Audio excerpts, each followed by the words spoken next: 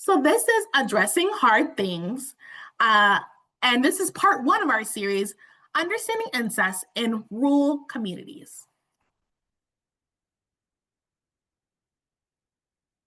So these are our learning points for this morning. First, we're going to identify the definitions and classifications of incest. Then we're going to recognize the prevalence and effects of incest on the different societal levels and within rural communities. After that, we're going to analyze and reflect on the gaps in interventions. And then finally, we're going to reflect and explore strategies to support survivors of incest. And you'll notice me trying to take more intentional pauses. Naturally, I speak pretty fast, and so I want to make sure that I'm speaking at a pace that works for our interpreters this morning.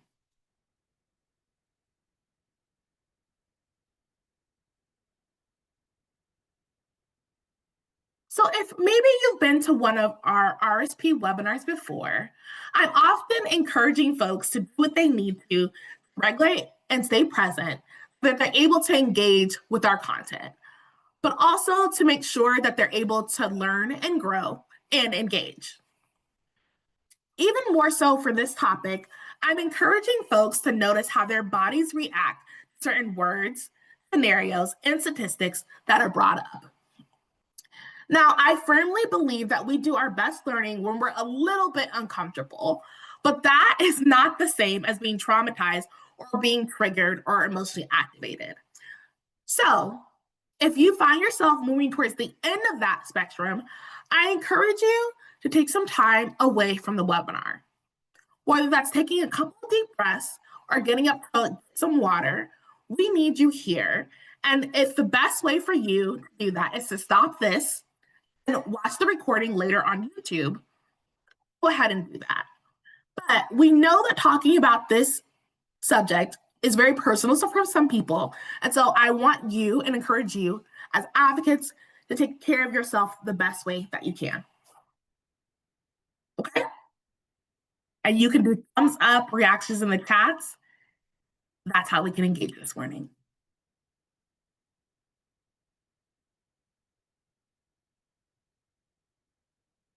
Wonderful. So first, we're going to review the prevalence and dynamics, right? What do we mean when we say incest? Who does that affect, and how does that affect them?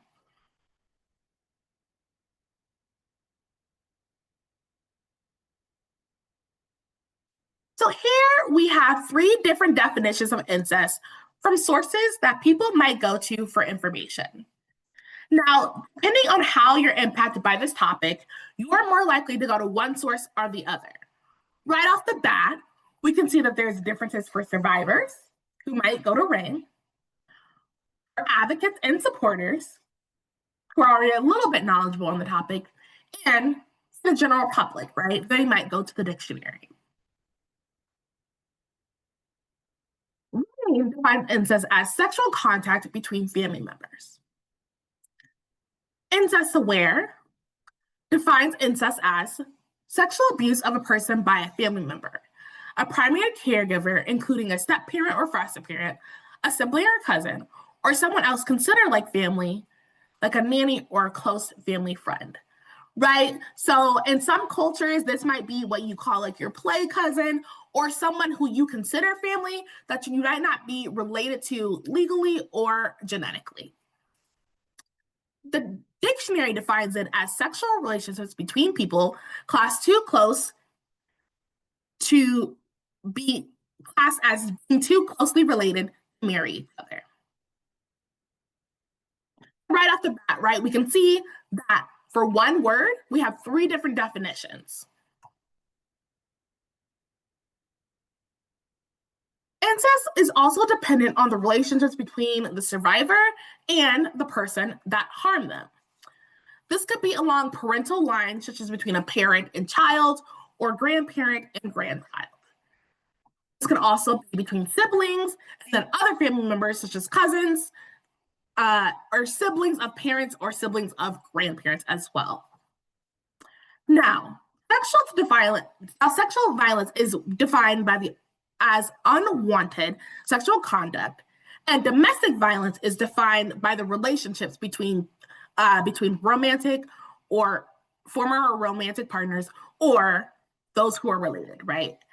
Because we have these two definitions, right, with sexual violence and domestic violence, we can see how incest fits into the intersections of sexual violence and domestic violence.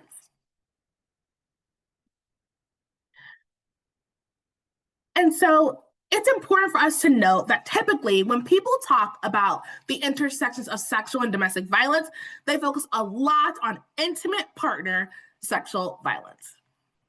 And that's important. We know that a lot of people who experience domestic violence experience intimate partner violence and some type of sexual violence within those relationships. However, we want to draw attention to sexual violence that happens outside of this context that is less discussed, less understood, and often less acknowledged as an issue.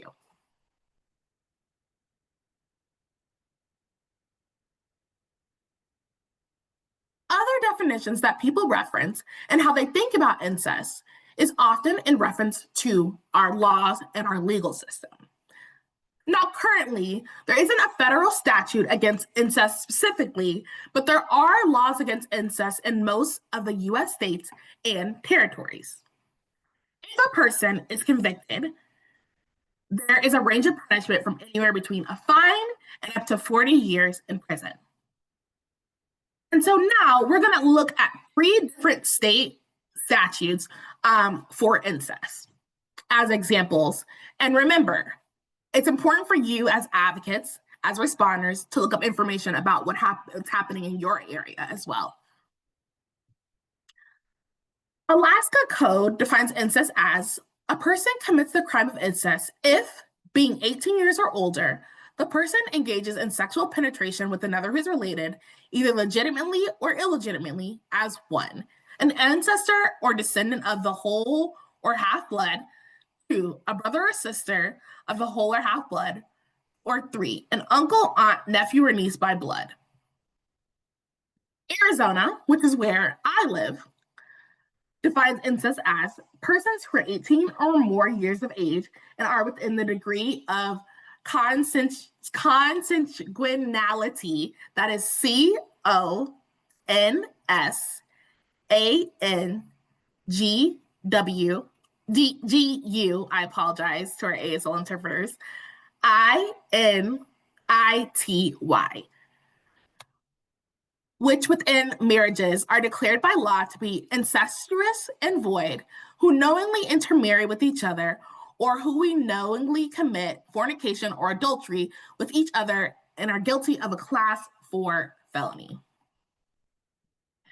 Iowa, which is where my coalition is based, is a person, except for a child as defined in section 702.5, who performs a sex act with another whom the person knows to be related to the person, either legitimately or illegitimately, as an ancestor, descendant, brother or sister, or the whole or half blood, aunt, uncle, niece, or nephew, commits incest. Incest is a Class D felony, and a person, except for a child as defined in section 702.5, performs a sex act with another person whom the person knows to be related to the person, legitimately or illegitimately, as an ancestor. Now, that was a lot of legal jargon, and I know that's not how we talk about this issue, right? But I chose these 3 states as an example because each is classified as a rule placed in different ways, but has a different definition, again, for very similar activity. And these legal definitions don't align with the definitions we just reviewed. That, in part, is because it's related to other pieces of the law which are defined. Now, across the United States, some types of sexual relationships or marriage are considered illegal under the law. People who are parents, grandparents, aunts and uncles, siblings, nieces, and nephews. After that, it varies from place to place. These definitions differ by relationships between individuals, whether that's legal familial ties or blood ancestry and genetics. And so if you remember from some of the definitions, the legal definitions we just reviewed, blood ties and half-blood ties are what came up. This can and these laws might differ depending on the strength of that blood tie. So for example, in some places, it's illegal to marry or have sexual contact with a second cousin, but that is not true in every territory or state. Also changes depending on the age of those involved. So some states allow marriage between family members of a first blood relation if they're over the age of 18, while other states have the age based on the age that people can consent to sex, and others on when the child is no longer or the person is no longer considered a minor child. It's also going to depend on the type of sexual contact. Again, depending on the state or territory's definition of sexual assault, abuse, rape, and sexual contact with a child, this can also change how incest is classified. This is also dependent on whether the definition that we just talked about for rape, sexual assault, or sexual abuse has a penetration requirement, which may or may not include mention of body parts and or objects. And then it's also going to depend if there's an intent or a marriage. Some states require people to submit for genetic testing before getting married to try and prevent incest.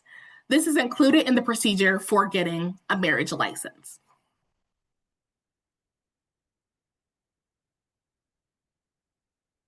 So all of that is to say, how are we, for this webinar, defining the relationships for incest? We are going to define it as non-consensual sexual contact that happens in a family. So we will discuss how some non-contact behaviors are harmful, but for the focus of this webinar, we're going to focus on contact-specific behaviors mostly. Throughout our time together today, I will use these other terms on the slide to help us familiarize the terms we might see in research, in behavioral health, and in public health fields. But I also want to acknowledge that part of the stigma around incest, beyond having these different definitions, is the unease around saying the word and naming it loud. While we don't want to define survivors' experiences for them, having language and definitions and then asking, does this sound like what you experience, can be helpful for survivors.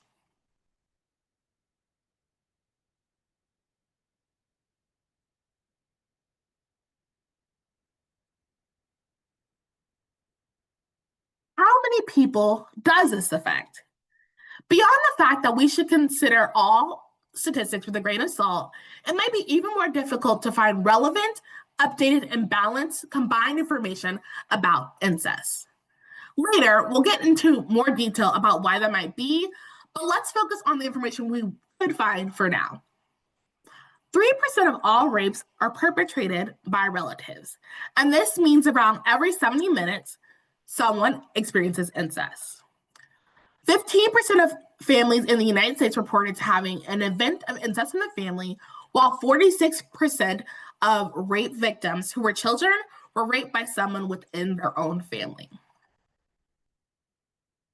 The claim of incest and incest rates in rural communities specifically are in rural communities is up for debate. The actual rate of how much higher or how often it happens in rural communities is hard to find information about, even though it's often perceived that it happens more in rural communities. But we don't want to attribute facts to just perceptions. These perceptions are often rooted in stereotypes and limited data pools, but the available data and lack of having hard numbers to go off of has made it difficult to come to a final conclusion about how often it happens in rural communities.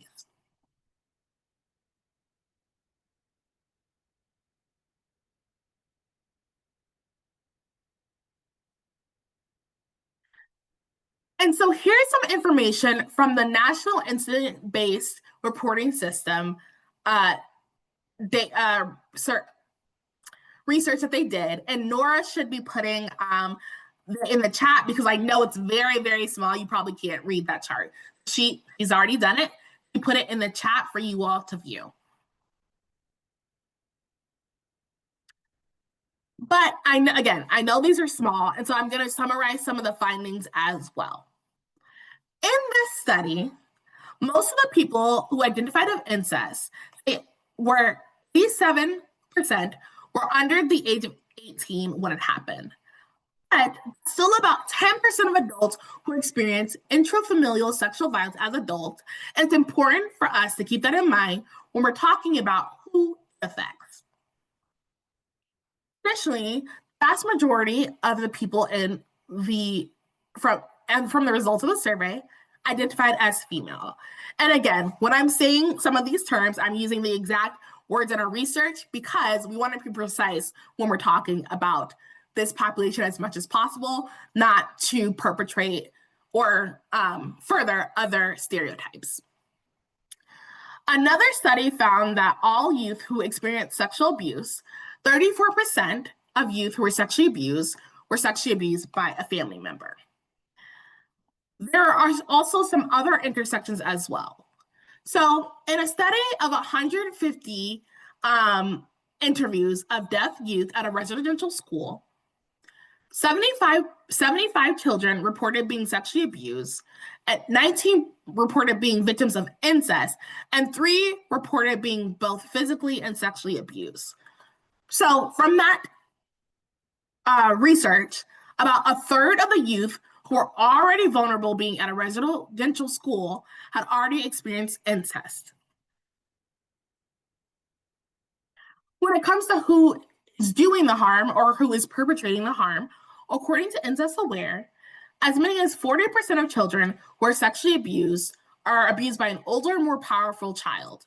The younger the child victim, the more likely it is that the person that harmed them is a juvenile. Juveniles are the offenders in 43% of assaults on children under the age of 6. Of these offenders, 14% are under 12.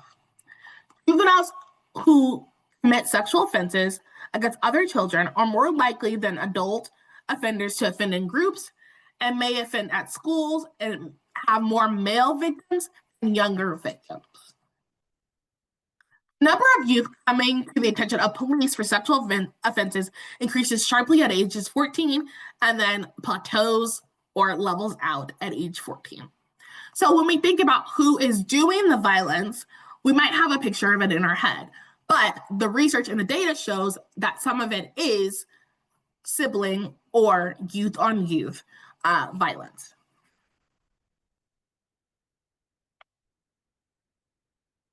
We do have some preliminary information about disclosure and reporting as well. 30% of victims, mostly older children and adolescents or youth, disclose their experience, right? So 70% of them do not.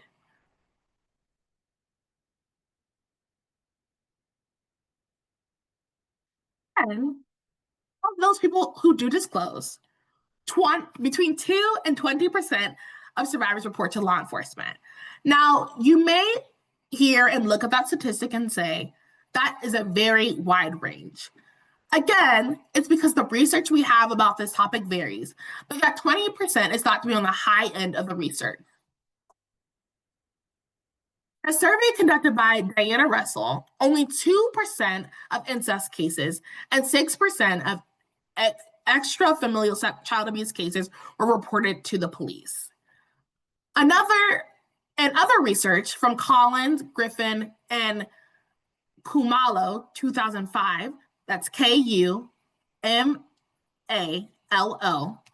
found that disclosure of siblings' sexual abuse is relatively uncommon, without only 30% disclosing. Beery and Gilbert, 2015, found that child-on-child sexual abuse in general is rarely talked about, with fewer than 25% of victims telling an adult. Now, that was a lot of different statistics, right? But think about how this might affect disclosure and reporting rates of adults, right? If we know that children who sometimes disclose on accident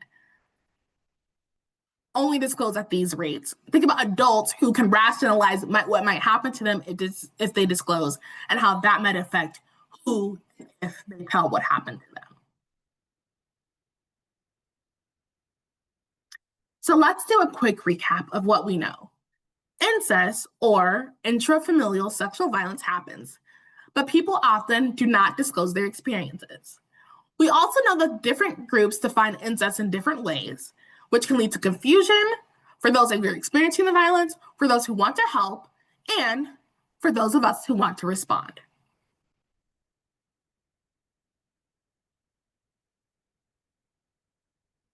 And that lack of data and other harmful factors can lead to more pain and trauma in the lives of survivors of family sexual violence. So let's talk about some of those things. How does incest affect rural communities? Where do ideas about survivors of incest come from?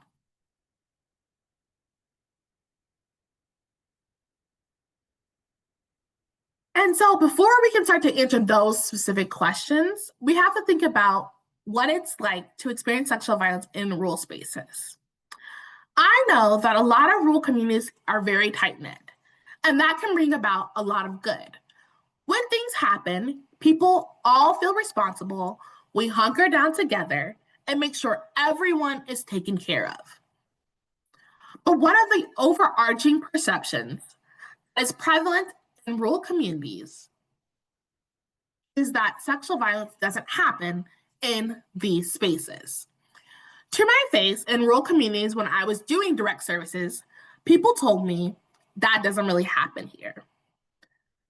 But what that means is that no one in their circle is telling them that they've experienced it, or when they are told about it, they don't know how to respond or they ignore the issue.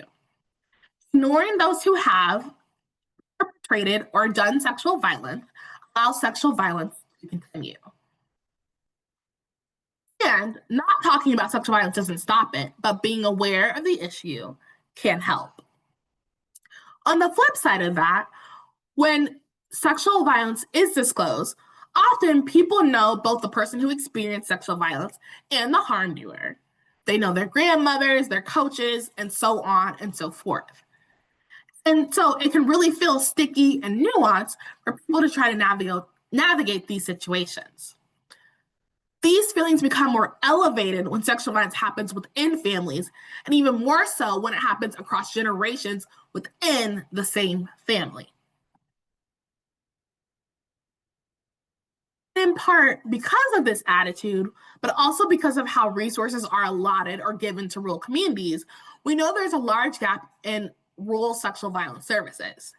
The services that do exist are often less funded, the programs are understaffed, and the staff are overworked and underpaid, and the programs and the services are far from the people who need them.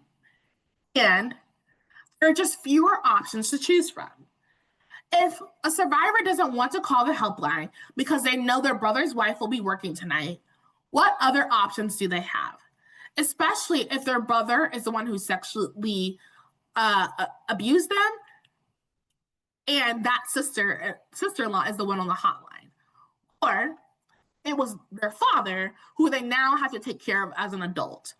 How can a crisis line help with that, right? How can a survivor be open and share with someone who's going to be affected by what they have to say? Even if there are resources, people may not feel comfortable accessing them because they don't want to be labeled as weak or as a victim or shamed or blamed either. So they go without help. And when people do want to address sexual violence, a lot of the funding, resource, and attention, and most importantly, solutions don't consider the needs or stories or challenges or the joys and successes that come from being in a rural community, even though rural communities are impacted by sexual violence.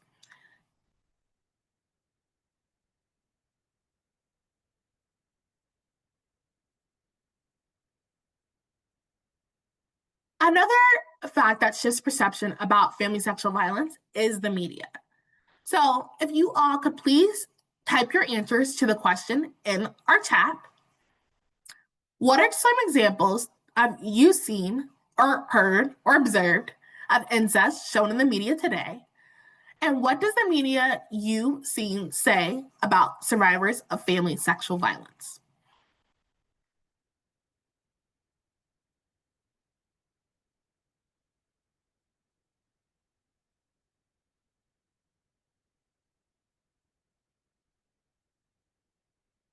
So this is What are Nora some doing the tech support. I see Game of Thrones TV series, Angelina Jolie and her brother as another example.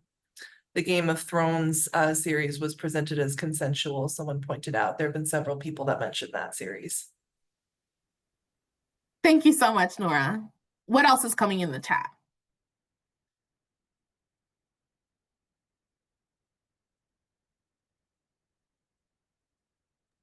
Got Vikings series, Okay. romance and fantasy novels.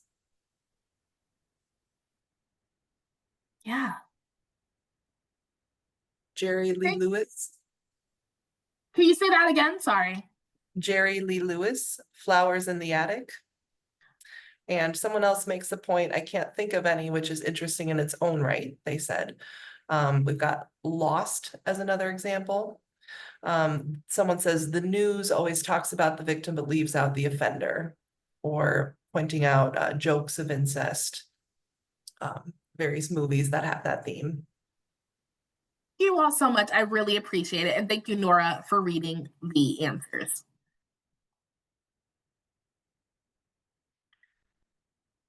But because we live in a society that normalizes sexual violence, family sexual violence is shown in ways that don't line up with the reality of survivors' experiences.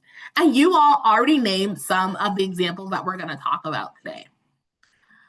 Routinely, incest is portrayed as romantic and sexualized, yet ultimately traumatic and tortured way, even though there are clear examples of grooming and sexual coercion, along with other types of violence present in the media. The Game of Thrones series at the top left, in particular, has many instances of sexual conduct between family members with varying levels and abilities of consenting parties. Some of these relationships are met with general praise and acceptance, while others are called disgusting, depraved, and vile at the same time, right? So they're seen as not good. In some scenes, people are shown making choices and are praised for their independence and seen as cunning, when in other scenes, often right after that, they experience violence because of their quote unquote perceived naivete. This series in particular has several examples of which power, both financial and physical, proximity, being physically close or seen as responsible for, reputation, being trusted and put in a position of authority and or perceived goodness are used as tools for sexual violence. The Shadowhunter series, this set of books shown in the middle, another popular series amongst teens and young adults, has multiple subplots about incest as well. Now, it's later revealed that one of the subplots that the two characters are not related, even when they were unsure, they still were, quote, tortured by their romantic feelings for each other, unquote. This series was also later turned into a TV show and shown on network television. It's important to point out that these two examples, the audiences for them are teens, young adults, adults. And we have this headline at the bottom, says most inbred states in the US 2025. And we have movies like this movie on the right-hand side, Barbarian. Now, while the headline is nonfiction, quote unquote, inbreeding is scientifically used to describe the behavior of animals and not people.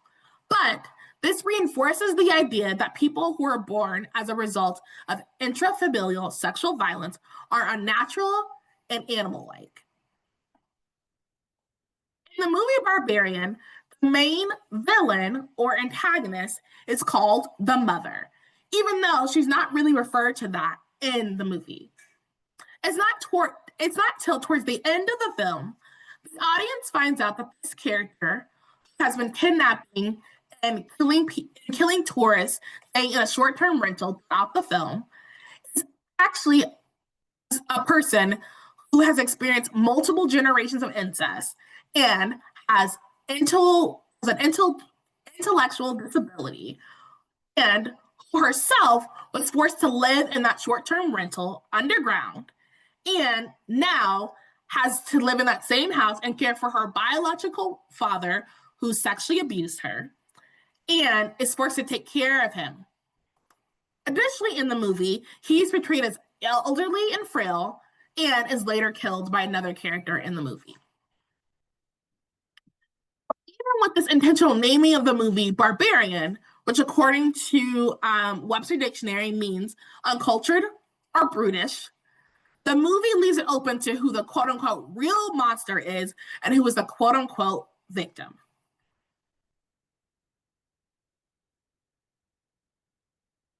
Even though we really don't have time to go into it today, and so if you all want to email me and talk about it later, we definitely can.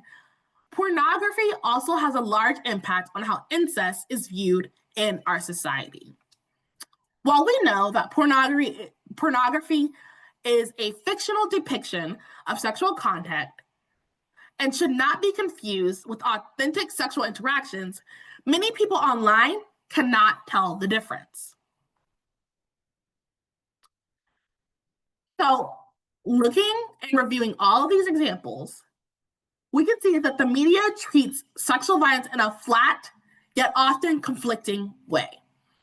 Survivors are seen as damaged and broken, yet they bring about their own doom and seduce people.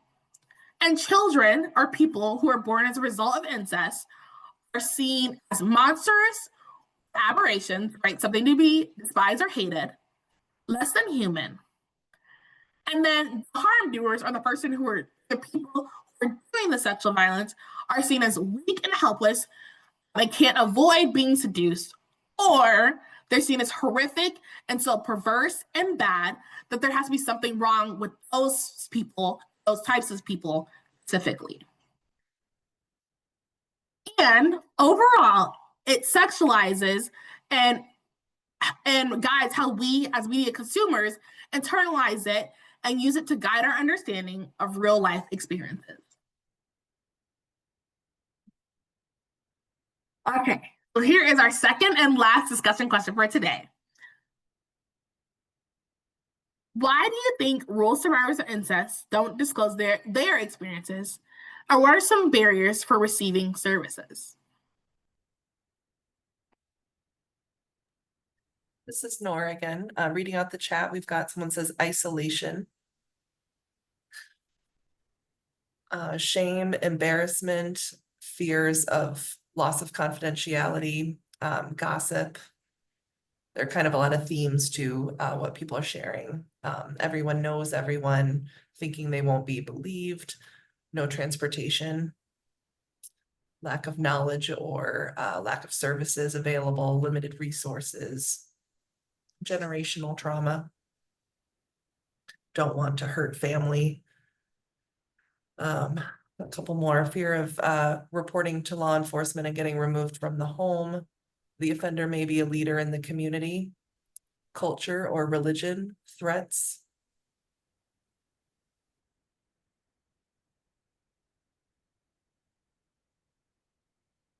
Thank you all so much for those different responses. Absolutely. And it shows that you all are really interfacing and having conversations with survivors and talking with them about what their needs are.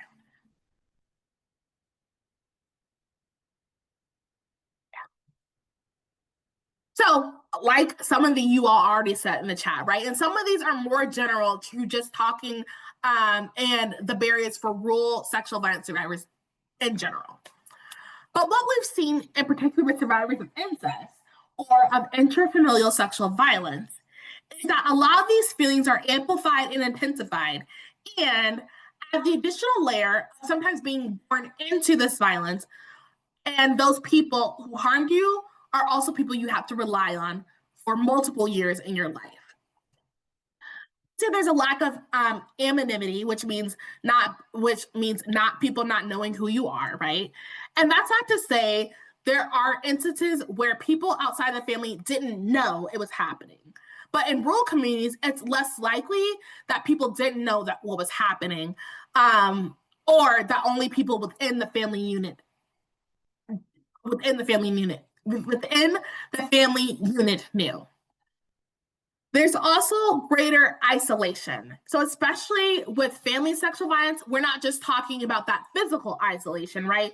Or being 1 or 2 hours away from a major town or city, but also the emotional and psychological distance and reliance on survivors might have on their families, even if those families are causing them harm and doing violence towards them. The situation is nuanced, but that may not be how the family views it. Also easier to be isolated in rural areas, and we know sexual violence thrives in isolation. We also see some distress of outside assistance. So sometimes survivors perceive when they disclose that their situation then got much worse, especially for children who don't have as much agency to decide what happens when they disclose what happened to them. They might lose all sense of predictability about what's happening in their current situation, and they might feel like they'll bring a sense of shame or blame to their family that can cause additional stress and pain in the lives of survivors.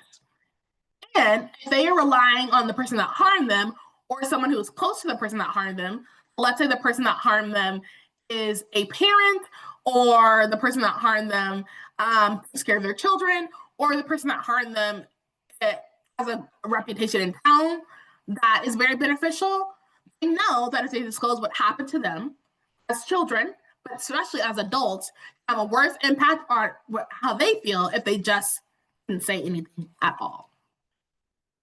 And lastly, people may not know how to describe what happened to them and recognize their experience as incest. So putting some context on this, especially if in your family, this behavior is normalized. So in my family, it's normal to have spaghetti with meatballs, right? It isn't until I talk to other people who also eat spaghetti, right, that I might find out that not everyone does it this way. And that might lead to some questions, that might lead to me wondering about why we do it this way. And for the first time, noticing that maybe things are not okay or things are different, right?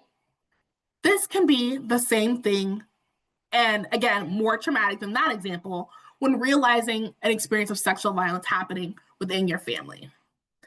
If this behavior is normalized, and it isn't until you start talking with others that you realize it's not, that can be traumatizing in and of itself, especially if you were not able to recognize that that behavior is uncomfortable or not recognize it as violent.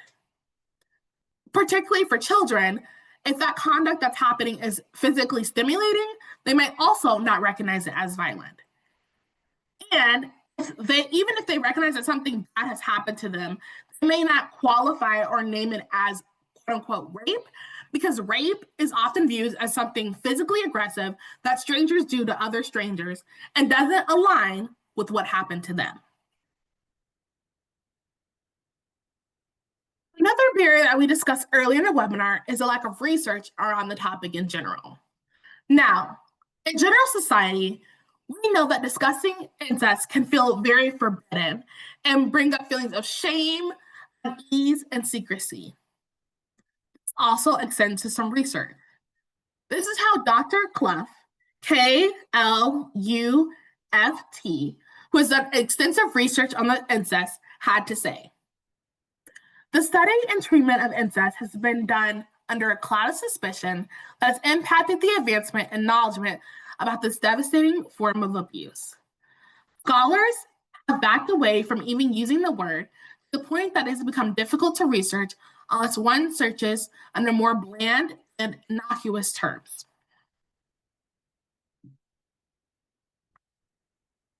Between the overall power of incest taboo and scholars' wishes to avoid provoking acrimonious reactions to their work, the term incest has been receding from the literature. So in more recent literature, researchers have gone towards using the term consanguinity, and that is spelled GUINITY, to describe intrafamilial sexual violence. But this term often sanitizes or distances people and helps people put a mental distance to the impact that it actually has on survivors' lives.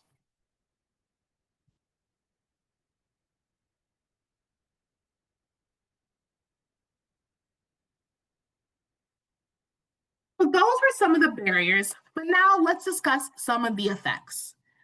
The organization Incest Aware found when children do tell an adult about incest, in many cases, the abuse doesn't stop.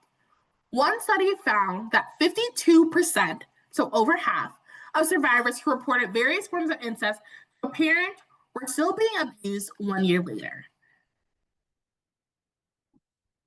In fact, another study, Rosler and Wind, 1994, found that female incest survivors disclosing as children were more commonly met with disbelief or blame instead of support, validation, and protection. And you don't have to just take my word for it. Let's hear from a survivor themselves. Small price to pay. And what are these horrible feelings? Well, I will say, again, the curse of the incest survivor is that I am inherently flawed. I am ugly and unworthy and garbage. Where did these feelings come from? Well, I was treated like garbage by my abusers, in my case, my parents. So yes, I decided that I had to get away. I fired them. This was back in 1991, so it was a lot easier to just get rid of them than it would be today. I cut contact. There are some unobvious consequences to this decision. I became an orphan of sorts, an orphan by choice is what I called myself. I don't go home for Thanksgiving or Christmas. Mother's Day and Father's Day can be really difficult days for me. And I don't get Christmas presents or birthday presents. Let's think about that. Most people get Christmas presents from their family, maybe from friends, but mostly from family. Christmas is a big family holiday, and most people get birthday presents from family. So I spend Christmas alone. I spend my birthdays alone. So it gets awkward. And it gets awkward at work, too. I'm definitely not the only incest survivor in the world. But at work, people love to talk about their plans for the holidays. When people find out that I'm not going home, I get some interesting reactions. I generally say that my parents had a messy divorce, which is true. But here are some things not to say that people have actually told me. Oh my God, my family is everything. I just couldn't imagine life without them. That's so sad. Or, oh my God, you're not going home? What are you, an ungrateful child? Look, if a stranger had raped me, no one would expect me to go to prison and spend Christmas with that rapist. I believe the fact that my parents abused me outweighs the fact that they're technically my parents. Now, in a social setting, it's awkward too. Common icebreaker questions are, where are you from? How many brothers and sisters do you have? Usually I again bring up the messy divorce, but where I'm from is complicated because I move around a lot. I could be from DC, Philly, New York, Los Angeles, Las Vegas. These are all places that I've lived. So please just be a little more open-minded and compassionate if I'd much rather hear about you. I understand that amazing families exist. Please understand that people like me exist.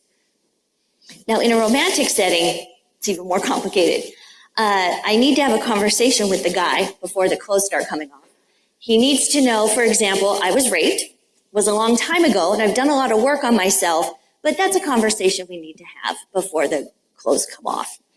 Now, sometimes we leave it at that, but sometimes there are questions. What? How? Huh? So here are things not to say. Okay.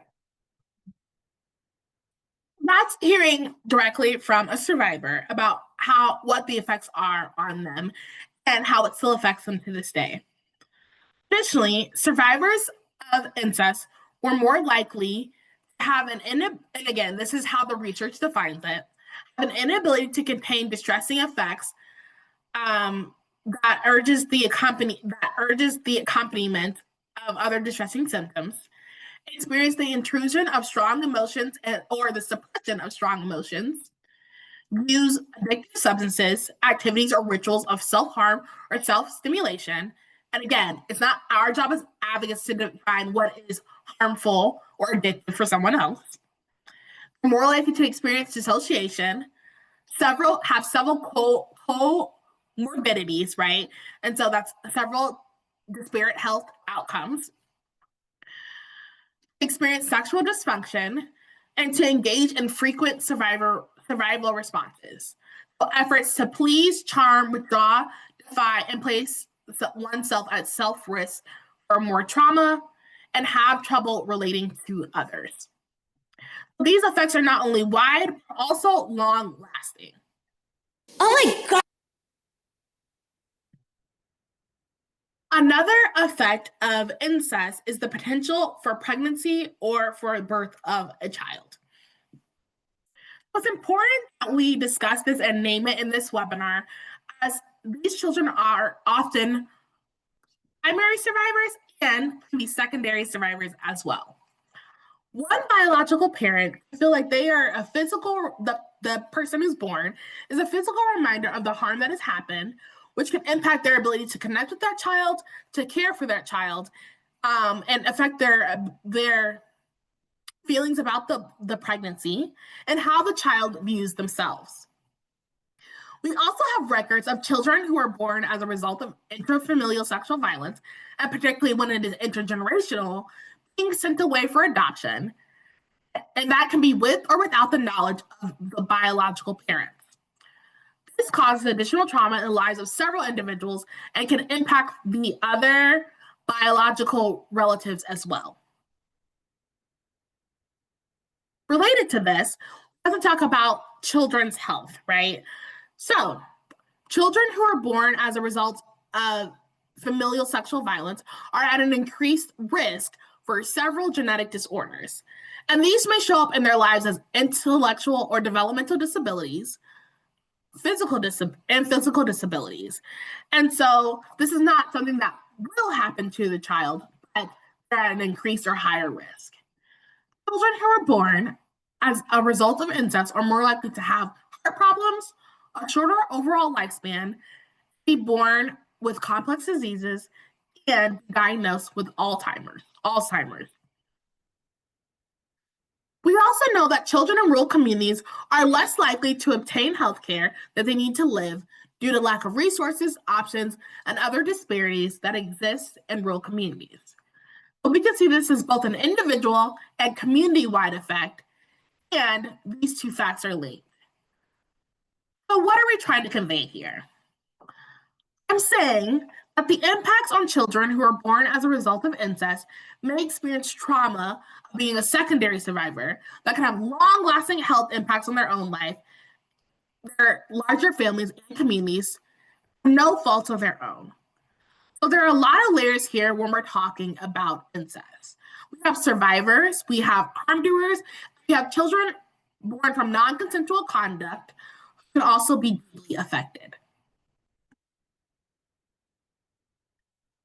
Now, we've already started to shift into talking about some of these points, but the effect on families is the reason why we should be invested in this work and the gaps, and it's also a barrier.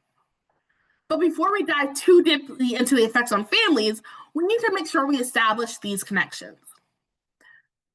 When talking about families and intrafamilial sexual violence, we're not just talking about a blank, nondescript group of people. We're talking about providers and children and caretakers and artists and siblings and protectors and people who've hurt other people. We're talking about survivors and bystanders and secondary survivors and harm doers. We're also talking about people who didn't support the survivor, people who helped, and people who made the situation worse, and people who are also navigating trauma. So, all of these things can be true, and all these things can be true at once. So we don't want to reduce people to just one role or one term or one action. This is very nuanced, and so when we're supporting survivors, it can feel very easy to try to put people in categories. But we have to resist that and view people as their full selves while centering the needs of those who were harmed.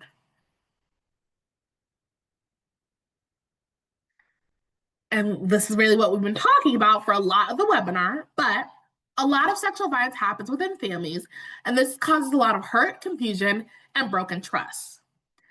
Discussing incest is some of the most difficult work for survivors to untangle and for advocates to support survivors through. Not to mention, it can cause further disruption in the life of a survivor if someone has to leave their home, or if they no longer go to family gatherings, or if someone blames them, for example, right? And we heard that from Sadia in the video. Even if it happens outside of our family, often the people closest to the survivor are the ones who experience these feelings of anger, isolation, shame, and regret. What happens within the family, and when it happens within the family, these feelings can be intensified. There's additional feelings of being tethered to them your entire life. When incest has also been a part of the family norm and has happened across generations, it can be even more difficult to untangle and to support survivors through. Some people who've experienced sexual violence and then find out that it also happens to their parents or to another older family member, and the person who did it is the same, can cause additional trauma in the lives of multiple family members. Incest Aware had this to say: behaviors and beliefs common in incestuous families can become ingrained in family members as they age, leaving the next generation vulnerable to similar abuse and behavior patterns. No one wants to talk about it. Incest is called a taboo for good reason. It is one of the most hidden forms of sexual assault, and the one that was often not addressed in the #MeToo movement. Society's anxiety about family abuse and the belief that what happens behind closed doors is a private matter creates a cloud of secrecy that feels impossible to break. In particular, when incest results in a pregnancy or birth of a child, the family can be subjected to additional shame and stigma outside of the family unit as well. So not only is there emotional toll and trauma, but potential direct genetic effect as well.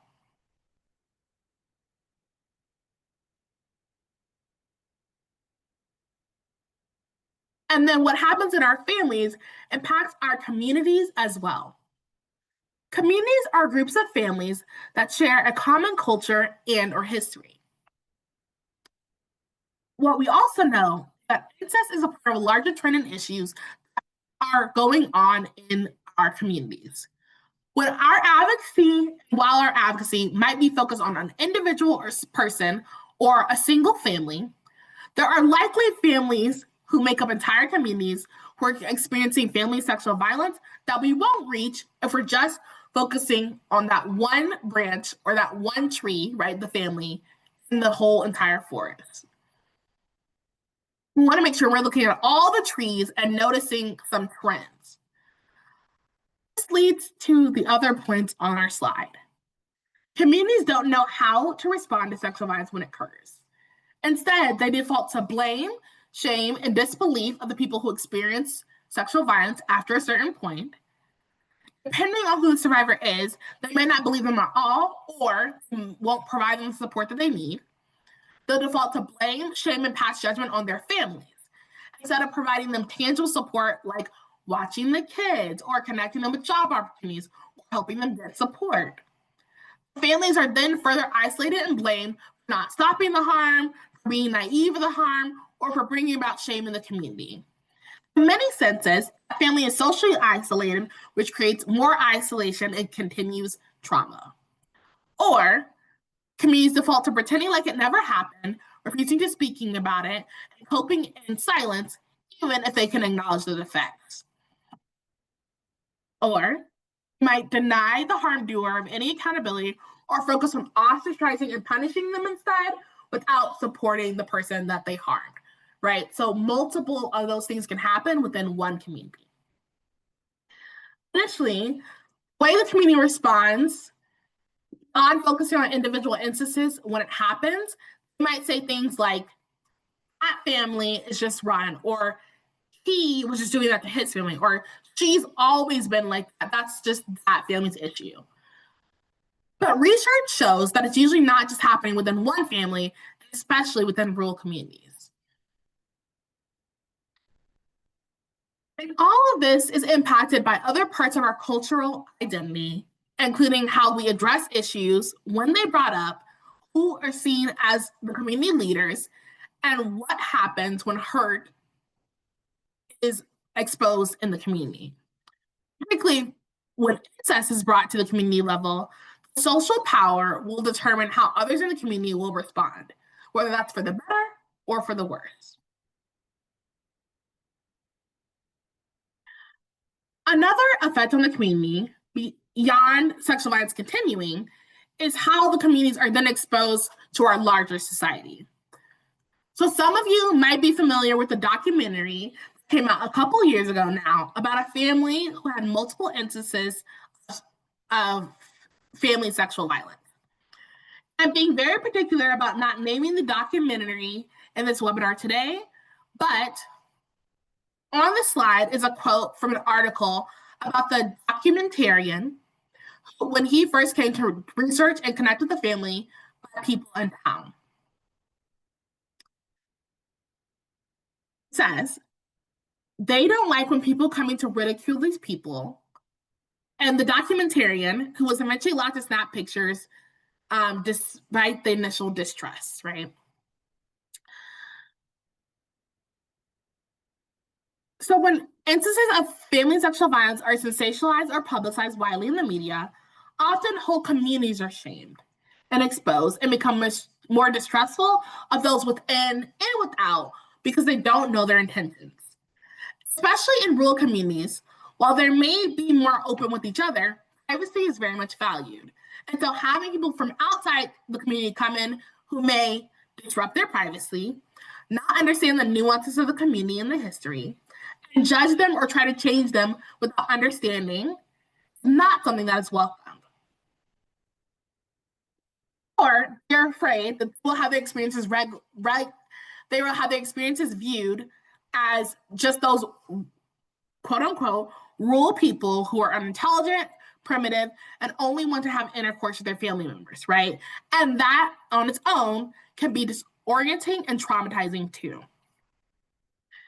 So the important takeaway is that what happens at each levels of our society impacts the other and back and forth. What happens to individuals impacts our communities, and what happens to our communities impacts individuals. So there's trauma that generates more trauma, and that generates more trauma on a larger scale. Okay. So now we're going to do a poll question. And the poll question, and I will pull it up after I'm done reading it, is, do your programs offer specific services to survivors of incest? And I am going to pull up the poll now. Does your program offer specific services for survivors of incest?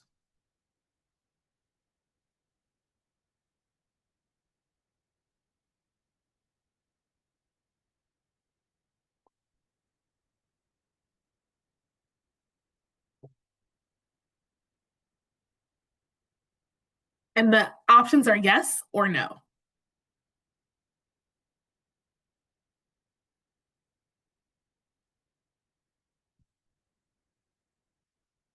Okay, we've got about 54% participation, so I'm going to wait a little bit longer just to see if we can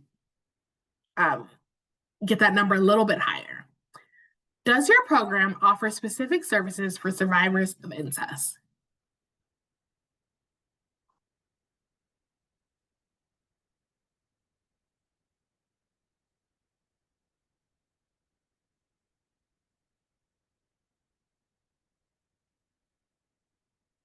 All right, so it looks like it's about stopped. So now I'm going to share the results, right? So about 21% said yes, and about 79% said no.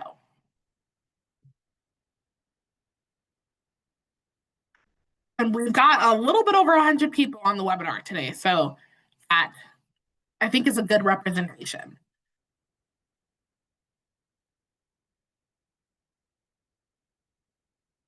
Right? So that just showed us on this webinar in real time that there are very few services for incest survivors specifically. So if there are, let's even say 21 programs, because we know that multiple people from the same program might have responded to that poll. If there are only 21 service providers who are providing specific services to survivors of incest across the United States, there are a lot of gaps in our response, right? And it's good for us to acknowledge that, right? I'm not shaming any program, just saying it's good for us to think about that information from what we've learned today. Now, we know that there are a lot of programs who are skilled and have a strong history in responding to domestic violence and specifically intimate partner violence. But RSP has seen these same programs struggle to do work outside of a crisis context, recognize the different dynamics of sexual violence, provide resources and support that doesn't only focus on the criminal legal response, and respond to sexual violence on the family and community level. This means that the way we describe what we do and how we can help often doesn't resonate with people who experience incest. If the survivor isn't sure how to define what happened to them, our programs aren't talking about incest or sharing information about incest or even giving examples of what it can look like, then they're probably not responding to our services. If they don't want the person that harmed them to go to prison, or if they don't want to make a report, services advocacy programs can provide, or what they might think we can provide, might seem unclear. We're supposed to be experts. We don't know how to respond to incest survivors or how to talk about incest. How can we expect the community to know, to do better, and to change?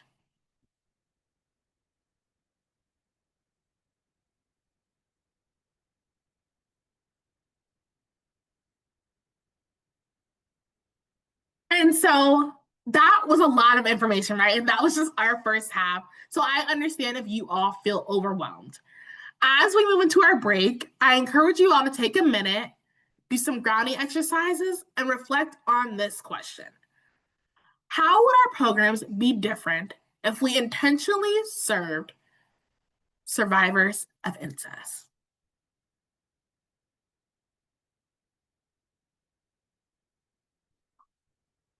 Okay. So we are going to take a 3-minute break, and then I will come back and answer some questions in the Q&A. So go ahead, get up from your computers, stretch a little bit, get some water, do some deep breathing, and then we'll be back at 10:08, 11:08, 12:08, 1:08, and 2:08 to begin the webinar again. And then when we come back, I'll take some time to answer some of the questions in the Q&A. Thank you.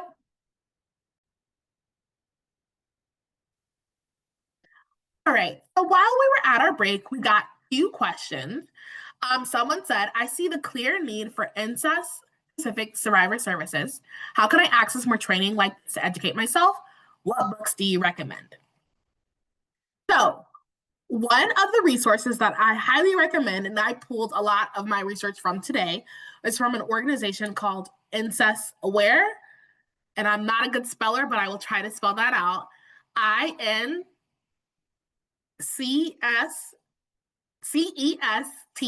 incest, and then aware, AWARE. They are amazing. They provide training and technical assistance as well to organizations, and they are also working on some curriculum as well. So that is one organization. From Darkness to Light also has some great resources talking about child sexual abuse, and they also discuss incest as well. There are also more population-specific resources, so if you would like those, I can just reach out to me and I will share those as well to figure out which population you're working with. But some other books that I recommend, and I do have a list, so that's why I have my phone up now, are What Do I Do Now? A Survival Guide for Mothers of Sexually Abused Children. The Courage to Heal. Now, this one is not specifically, again, about incest, but it is a workbook for survivors of child sexual abuse as well. And then, like I said, there are some more population-specific resources that I would recommend. And if you want to know more, just reach out to me. And someone asked, what are some example services that we can implement to better help survivors of incest? Well, I'm glad you asked that. That's what we're going to spend the rest of our time together talking about today. Great. We got our context, we got our grounding. Now we're going to move on to some solutions. What can we do as advocates and advocacy programs to better serve survivors of intrafamilial sexual violence? So, the rest of our time today is going to be based on answering some of these reflection questions and using them to guide how and what support we offer to survivors of incest. The first question is, do we want to serve survivors of incest? And on the surface, that might seem very obvious to us. The answer might be yes. But it's really the second piece of that question that we want to think about in ourselves and in our programs to make sure we're keeping the needs of survivors at our center. We need to continually ask ourselves why. Why do we do this? Why? Why? And get to the root. And this will help us stay focused and keep checking our logic about why we're doing the things that we say we're doing. Sorry. And if we're actually doing the things that we say we do to meet the goal that we want. Intentional connection is also going to be a key strategy for our programs moving forward. We also want to make sure that we provide the support and services in a way that survivors want us to. And the only way we're going to know that is by asking them and communicating with them directly. This means going back constantly to the how and the why. Why are we using these strategies? Why are we using this language? And how are we using it effectively? And how do we know that it's working?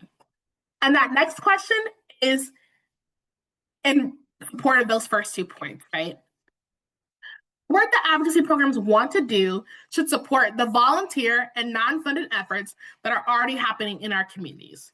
So someone asked, what are some services that we could have? One of the services that we don't need to have, but we need to support are peer-to-peer led services for incest survivors. We want to keep survivors at the forefront and making sure that we're using our platform, our funding, and our support to coordinate with them. If we're doing that, then we should be able to more effectively answer the question about if we are serving incest survivors. We'll know that because 1, we would have asked them, but also 2, we would also be able to see some change in the community and get feedback from those in our community, including secondary survivors, other providers, and the general public. Evaluating our work as we measure what we're actually doing to what survivors have said they want is how we make sure we're being effective. Once we have that intention and we have that, our reasoning, right, also known as our why, we have our metrics down, and we can make changes to our advocacy programs. Essentially, from each aspect that helps us support survivors, we want to evaluate why are we doing this? Why are we doing it this way? And what will happen if we do it differently? First pieces are more internal. How do we communicate in ways that show we support survivors of incest? What about our funding is directed to meet the needs of incest survivors? And what about our programming or the support that we offer makes it apparent that we support survivors of incest?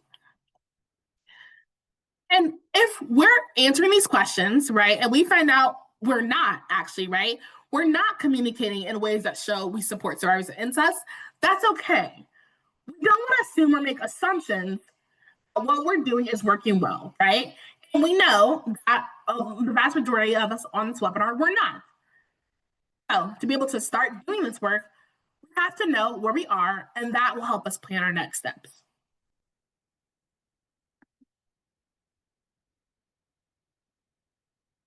piece to reflect on are no less important, but are more external, right? Their outreach, our education, and our partnerships. What about our outreach makes it obvious that survivors of incest are welcome in our program?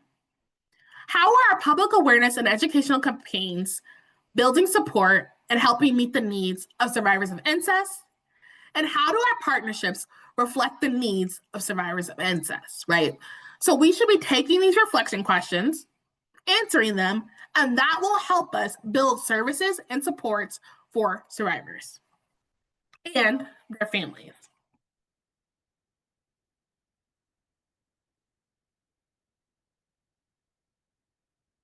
But before you go and make a single change to your programs, right, I want to give you all words of wisdom that are part encouragement and part caution.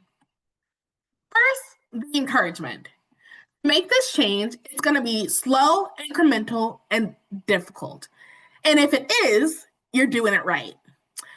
Making major changes to aspects of your program and what you do will take a while, including shifting how we view who we provide services to.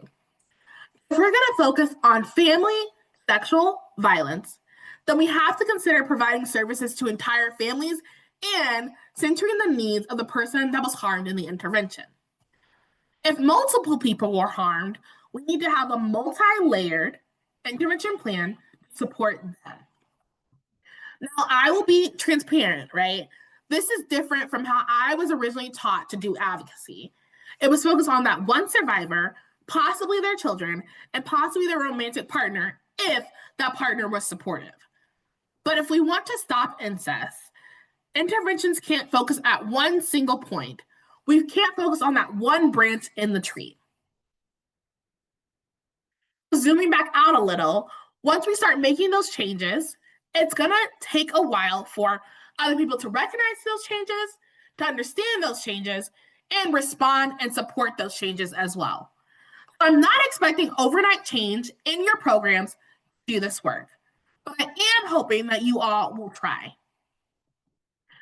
Now for the warning. I'm not expecting overnight changes in communities either. Community change work happens over time, and we should expect a lot of tension and setbacks as we fumble through community-wide, decades-old, in some cases, trauma. There's going to be different layers, family ties, important details that will all need to be unpacked. And if we want to do this work, we have to know that the change will be difficult, long, and slow. This is going to require patience, trust, and commitment, supporting people who have been hurt, and maybe also taught that what they experience is deeply shameful or it's just a normal part of everyday life. We're going to have to take time to build trust even before we start to do specific interventions. If we really want to do this work, the fruits of our labor might not show up for months and years after we've started doing our interventions.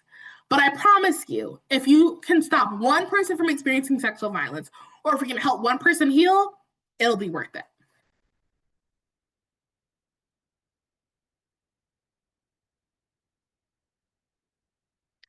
So one of the biggest things we can do for our specific advocacy is be led by the needs of incest survivors in our community. So someone asked, right, what are some services that we can offer? I'm going to give you some general ideas, but the best way to know what to do for your community is to ask survivors directly. The question of what survivors of intrafamilial sexual violence need and what can help them heal and what can help them thrive should be the base and the center of all of our programming and funding we pursue and how we communicate about this issue in our community. Now, I wouldn't be me if I didn't encourage you all to do some kind of a needs assessment or focus group to ask people what would be helpful. But even if it's not that formal, you need to be connected with survivors before we start making changes to our programming. And centering those needs, we need to make sure that we're normalizing that, yes, incest happens in our communities, but we're not normalizing the behavior. Incest is unacceptable, it's serious, and it will not be tolerated. We also want to make sure that our actions and the support we show survivors as representational of that. And that includes recognizing grooming behaviors and investing in prevention, which we'll discuss a little bit more soon. Something that we can do even before we interact with survivors is making sure that we ourselves are comfortable with talking about intrafamilial sexual violence. So I can't see you all right now, but I would invite you all to practice this exercise with me. I'm going to say a few words, and I want you to practice communicating them by repeating after me or signing the words that I say out loud. When doing this exercise, please notice how your body responds to the different phrases. Incest. Incest. Family sexual violence. Intrafamilial sexual abuse.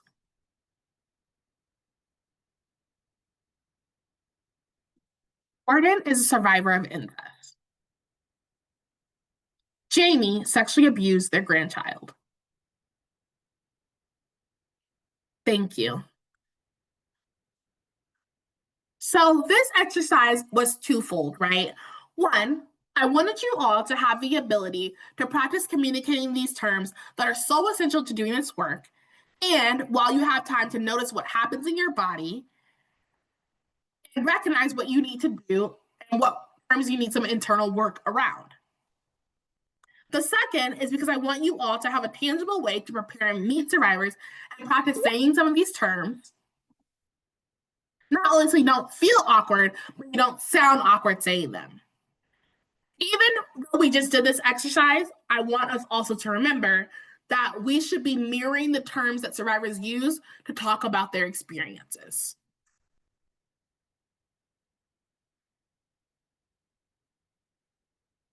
We also want to make sure that we are communicating in ways that show that we understand how intrafamilial sexual violence happens in our community and can convey it in a way that's responsive and echoes the needs of survivors. We need to understand community perceptions of incest, discussions around survivors and people who experience family sexual violence and people who do family sexual violence. And we need to understand that incest is an issue that affects children, youth, and adults. Especially in our understanding, we want to make sure that we understand how disclosure happens differently for adults and children, how the needs of adults, children, and youth are different, and how those needs might shift as they age. We also want to be able to understand how the community communicates, but still is able to respond in a way that can help change thoughts, opinions, and ultimately change behaviors.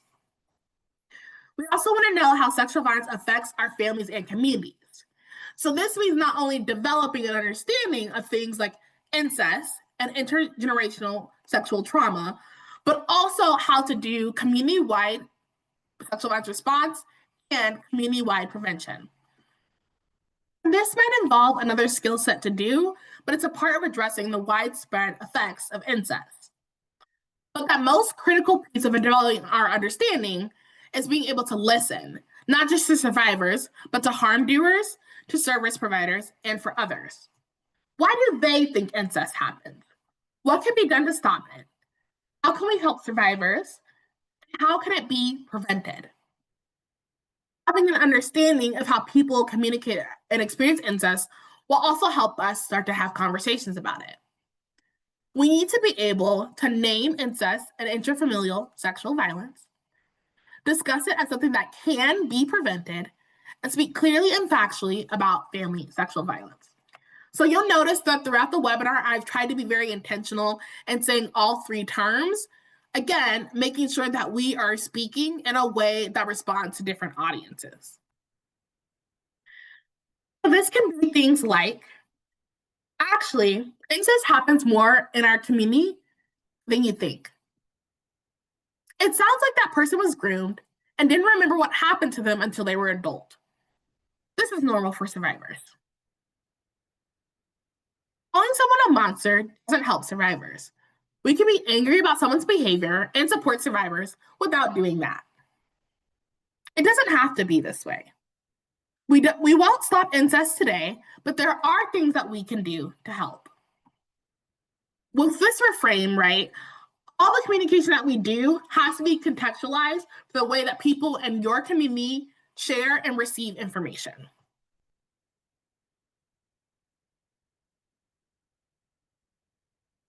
Another change that we can do is to our funding. And to be clear, I'm not telling you that after this webinar, start submitting those grant modifications to change your current work proposals, right? That's not what I'm saying. What I mean is start thinking about what the needs of incest survivors are, how does that relate to our funding, and what funding do we need to bridge that gap? So maybe that's focusing on the next grant cycle, or it's looking for foundation money, or even going to individual donations to help raise funds. Not only does this help us provide more services, but unrestricted funds also has the ability to give survivors money directly. Having flexible funding allows us not to be restricted in how we can help survivors heal and help them meet their needs, right? So when someone asks, what are some of the services that we can do? When we have unrestricted funding, right, we know that we can help survivors who might be criminalized or traumatized, right? And what that means is that with these unrestricted funds, and I'm saying that very clearly, we can help people respond to a variety of crises that are that happen as a result of the incest that they experience, including needing bail money, wanting to make changes to their homes or houses, buying a trailer or a horse, for example, for their healing, housing their animals, taking and addressing bankruptcy, right? Those are not things that you can do with restricted OVW funds. But when we have unrestricted money, this helps survivors define healing in a way that's helpful for them. When we have that full picture of survivors' needs, then we can fine-tune our messaging and fundraising to meet survivors' needs. We also want to have funding that helps survivors heal.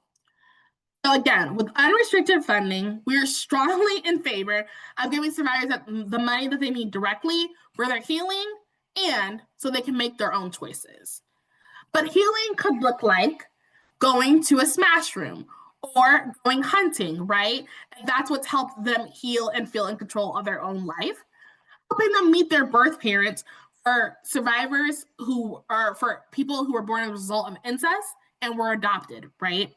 That could be very healing for them.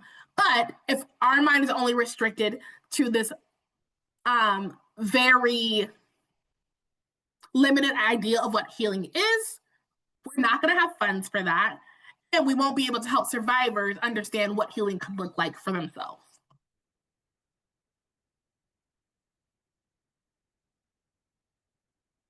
So next up is making changes in our programming. We want to think about how we describe the baseline of what we do for survivors differently. Some of these changes could be starting with making it obvious we support survivors of intrafamilial sexual violence. And one way we can do that is by making sure we recognize some of those healing needs for incest survivors might align with some of those needs of adult survivors of child sexual abuse. If we look at, and if it was a circle, like for an example, adult survivors of child sexual abuse, and then for those who are survivors of incest, there's likely some overlap in the middle. We can adopt some of these approaches for our response and for services for incest survivors. We also started to talk a little while ago, and we want to make sure that we were able to support individuals and families. And I'm not just saying to have a kids area where when we're doing advocacy with a parent, right? That is a start, but that means that we have active services ready to support partners, adult siblings, grandparents, and youth and children alike. And we also want to make sure that we have places available for those who have done the sexual harm can go to receive services, even if that's not our organization. If that's not what our organization does, that's okay. But we need to have resources available. And again, if we're not just serving individuals, but seeing a family as a unit that might have very specific individual needs, that's kind of a shift to how we thought about intervention and what we do before. This feeds into the last point on our slide, but we want to make sure that we have healing services, or the second to last point, my bad. We want to make sure that we have healing services available specifically for secondary survivors, right? So someone asked earlier about a resource. One of the resources was for mothers of non-offending parents. And we want to make sure that the programming that we offer is also for secondary survivors, right? Again, siblings, parents, guardians, kinship providers, all people who might have differing experiences but are still impacted by the violence that happened. This could be support groups, educational opportunities, helplines and hotlines, all of these different things. But to know what these secondary survivors need in your community, the best way to know is to ask. Another shift in our programming might also be doing some more mobile advocacy. Some of you might already be doing this, right? If we really want to connect and support incest survivors, that really will mean meeting them where they are, right? And they might not feel comfortable in our office. Instead, we want a space where they feel calm or comfortable or secure to be with us, right? And not necessarily tied to a physical building, which means we might have to leave our offices to do that.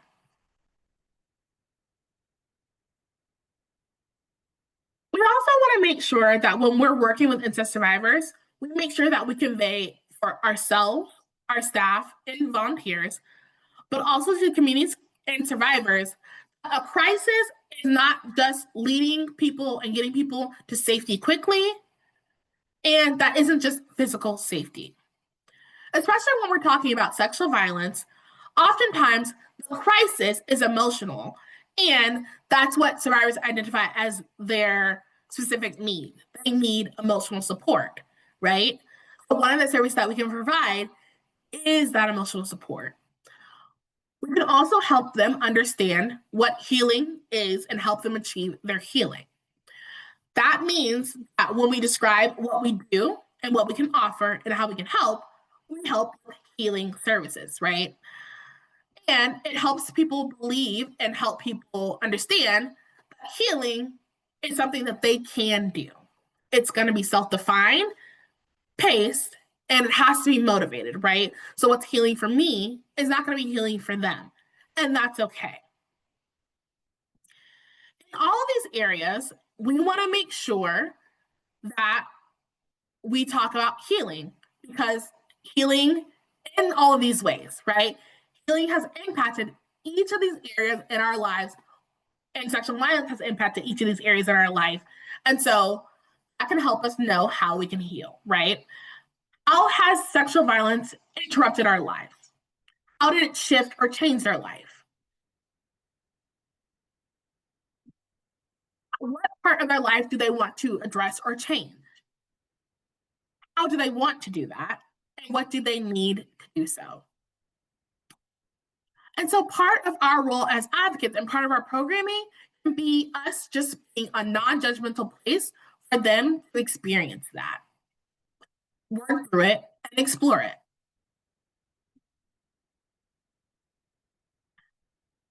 Okay, so now we're going to hear from the survivor again about some other things that we can do.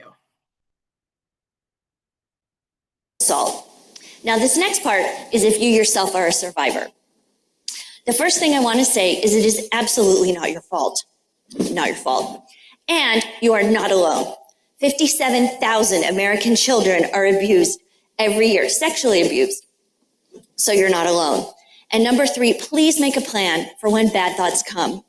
Suicidal thoughts and self-harm impulses might enter your brain.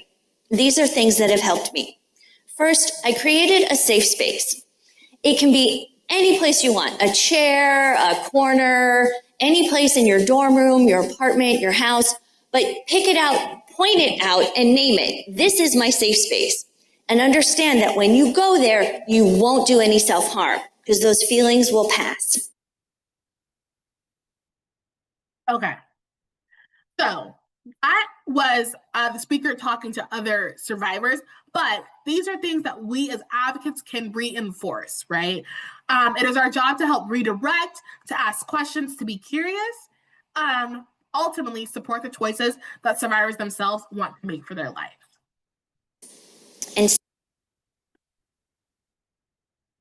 And as individual advocates, there are things that we can do as well. Namely, we can help survivors and practice these key skills for providing emotional support, empathetic and active listening, right? We can help survivors contextualize their experiences with consent, relationships and violence within their families, and shame and secrecy. In that, we can be caring and regulated and non-judgmental and professional who can take their full expressions of fear, anger, confusion, sadness that they may not be able to express to the other people in their lives. Individual advocates can also educate survivors, and again, their families, on boundaries and boundary work, regulating their mind and body, so that's doing some grounding, staying present, trauma, triggers, and physiological responses, and relationships. When we're doing this education, right? So when someone asks what services we can provide, we can do classes, sessions, groups, webinars, however you want to format it, but doing education about some of these topics and how they relate to incest survivors. A couple of points about education specifically, though. The piece around physiology can be really helpful for survivors who experience sexual abuse at a young age, and that was part of the reason they didn't identify their experience as such. A part of the job as advocates could be to help them understand and contextualize their experiences and provide them with tools for healing. We might communicate physical arousal is our body's natural response to stimuli. That doesn't mean you wanted what happened to you. You had no control over your body's natural response. Or we might say, children cannot consent to sexual activity, no matter what other people might say about it. The education we provide also has to make space for people to recognize and react to different realizations about their experiences. Part of being a place for survivors to be their true and authentic selves is recognizing that some people might have just had their idea of safety shattered if they just came to terms with their experience, or like our speaker said in the video, the idea of home and safety has never been safe, and it's not an idea that resonates with them. We want to be mindful of examples of the language that we use to talk about what safety and well-being could look like for different people.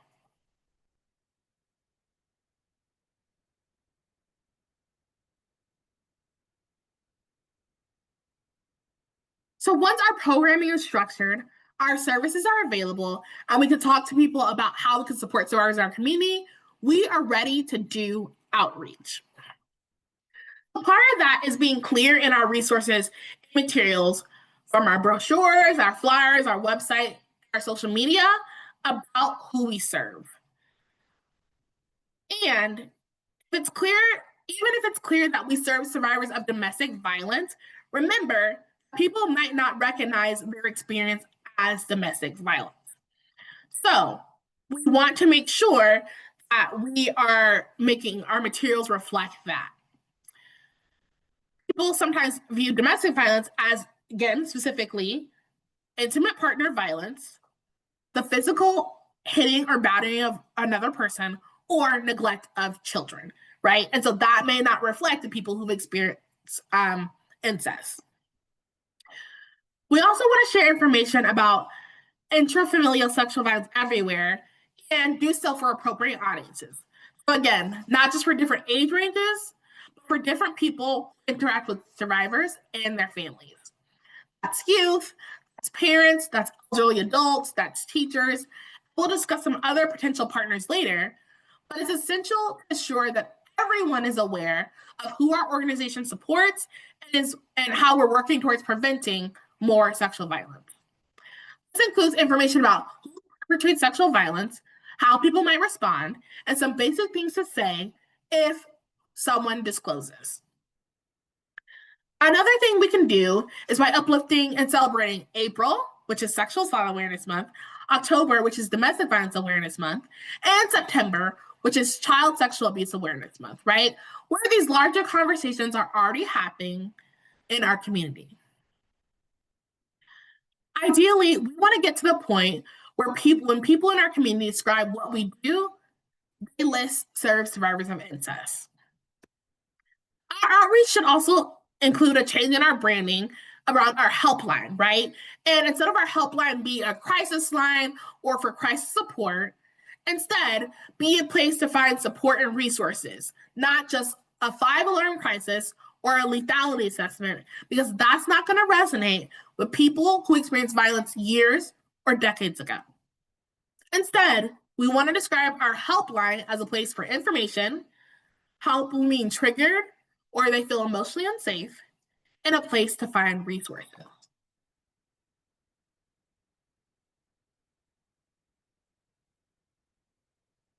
And purposeful outreach can then lead to a range of new partnerships.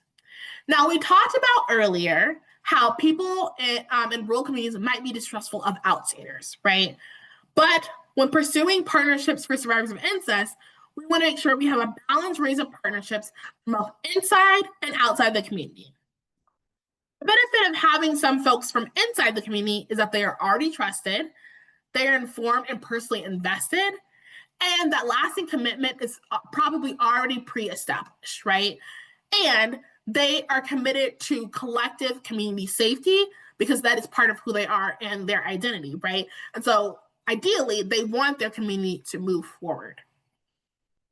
At the same time, it might be helpful to have people outside of the community also contribute to responses because they can be viewed as a neutral party for support, right? They aren't holding grudges. They aren't prioritizing one party over the other or parties over the other. They can analyze the facts impartially, and the recommendations for intervention won't seem targeted or personal, right? Ideally, this approach will work even better if we can get partnerships and people from inside the community and from outside the community to collaborate to support community interventions.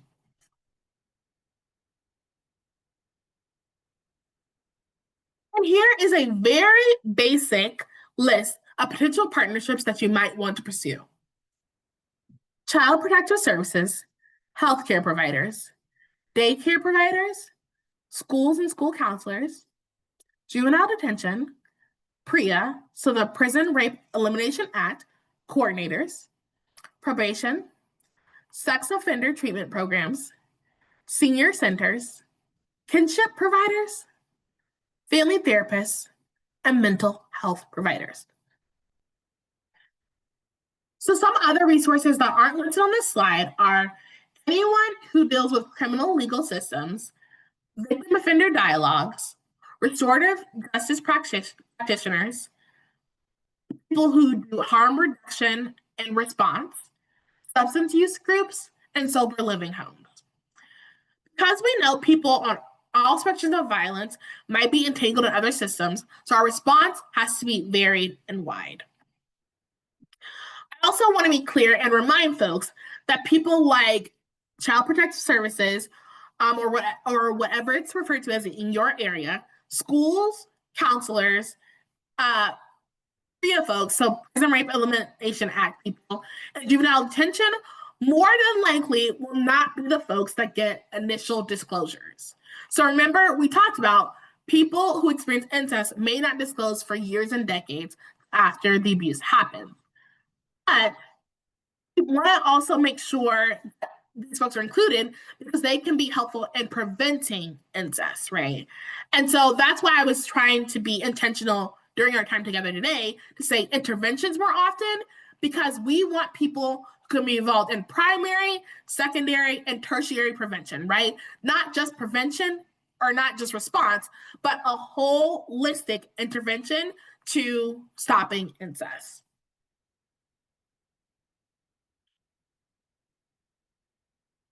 And then once we've identified our partnerships, we can move on to creating meaningful, respectful, reciprocal, and mutual collaborations.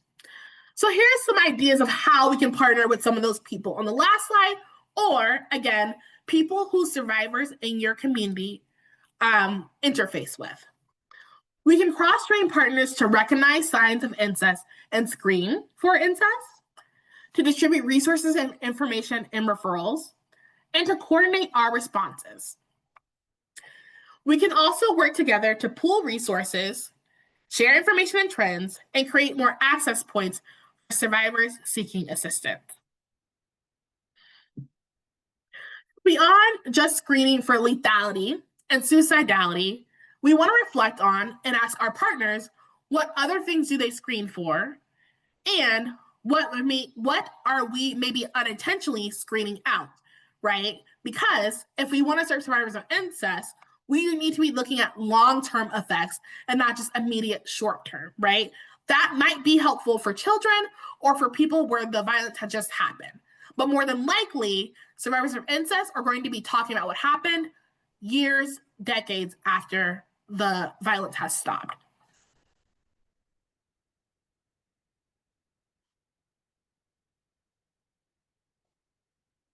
And then lastly, we want to consider how we can help prevent incidents in our community.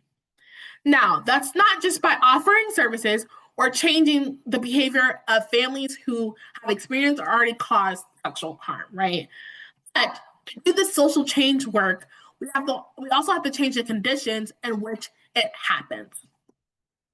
So in studies found and done around incest, they found that these were other co-occurring traumas that were happening alongside incest.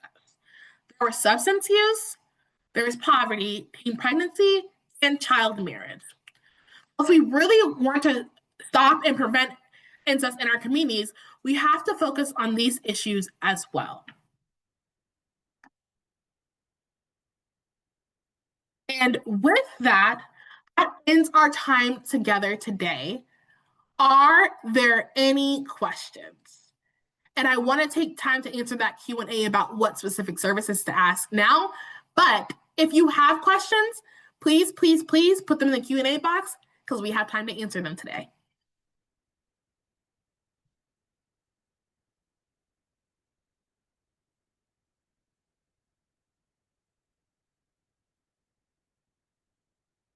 All right.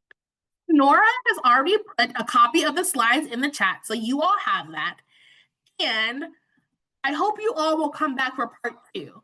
So part 2 is interview with an expert, and we are going to have someone from Incest Aware come and have a conversation about their experience and how you all can better serve incest in your communities. So please come back for that piece. I'm excited, and I hope you'll be there. The question that was asked about what are some examples of services that we can implement to better help survivors of incest? So again, in a more succinct list, invest in our prevention. We can have specific services for survivors of incest, such as support groups, helplines, and support for secondary survivors of incest. We can do boundary work with incest survivors. And there are some other things as well, but those are just right off the top of my head.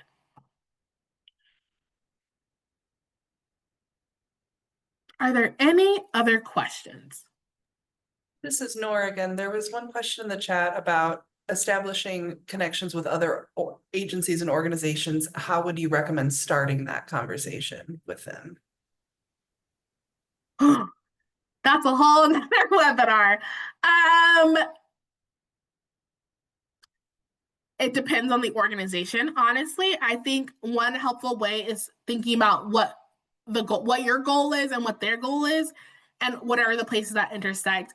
There are so many different ways that go into quote unquote working together. It's hard to give blanket technical assistance for just that question. But if you have more specific examples, please let me know. Thank you, Nora.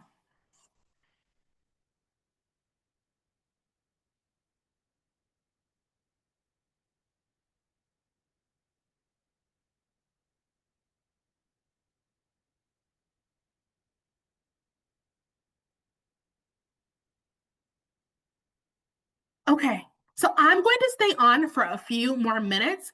Again, please do the survey. Please come back for part 2. And if you have any questions, feel free to reach out. Thank you all so much.